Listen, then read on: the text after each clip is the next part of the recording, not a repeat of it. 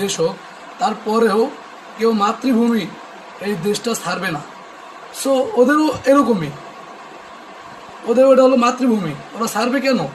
আর আপনারা, আমি ওটা বলতে চাই না, আপনারা শুধু দেখেন, একবার চোখটা বন্ধ করে দেখেন, যদি আপনাদের ওপর এরকম টর্চার হতো বা এরকম বোম পড়তো বা আপনার চোখের সামনে আপনার ছেলের দেহটা খণ্ড বিখণ্ড হয়ে যেত, তখন ভাই আপনি কেমন লাগতো?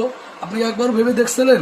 আপনার নাচ গান করতেছেন, আপনার হাসি ফুর্তি মার্কেট সার্কেল সবই ঠিক করতেছেন।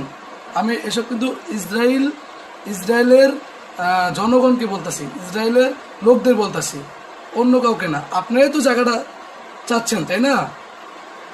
আপনাদের সরকার তো চাচ্ছে। আপনারা যদি ভাবেন যে আপনাদের উপরে এরকম টর্চার হতো তখন খারাপ লাগতো, নিচে ওদেরও লাগতেছে। ওনার যদি আপনাদের ভিতরে যদি মনুষ্যত্ব একটা জিনিস থাকতো, মনুষ্যত্ব একটা তাকে নরম জায়গা, যে আপনার কি বলবো ভাই, আপনি তো সালা ইহুদি।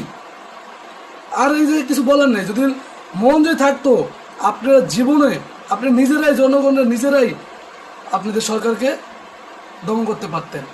পারতেন না? অবশ্যই পারতেন। কিন্তু আপনার মনে এসব নাই, মানুষের প্রতি কোনো ভালোবাসা নাই ভাই। ভালোবাসা থাকলে তাহলে অবশ্যই এই জিনিসটা আরো আগেই সমাধান হয়ে যেত। আপনারা ভাইবেন না যে আপনার জায়গার দখল করছেন বা এরকম করবেন, এতগুলো মানুষ মারছেন, সেজন্য নাচ গান করতেছেন, ওটা ভাইবেন না। দুনিয়ার ধার, পৃথিবীর ধার পৃথিবীতেই শোধ হয়।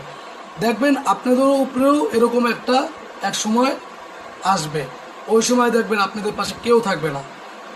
আপনাদের নেতানিয়াহু আর ডোনাল্ড ট্রাম্প, ওদের ভাই, ওদের বলে লাভ নেই, ওদের কিছু একটা হবে, ওরকম পয়সা হলে ওর দেশ ছেড়ে পালাবে, কিছুই করার নেই।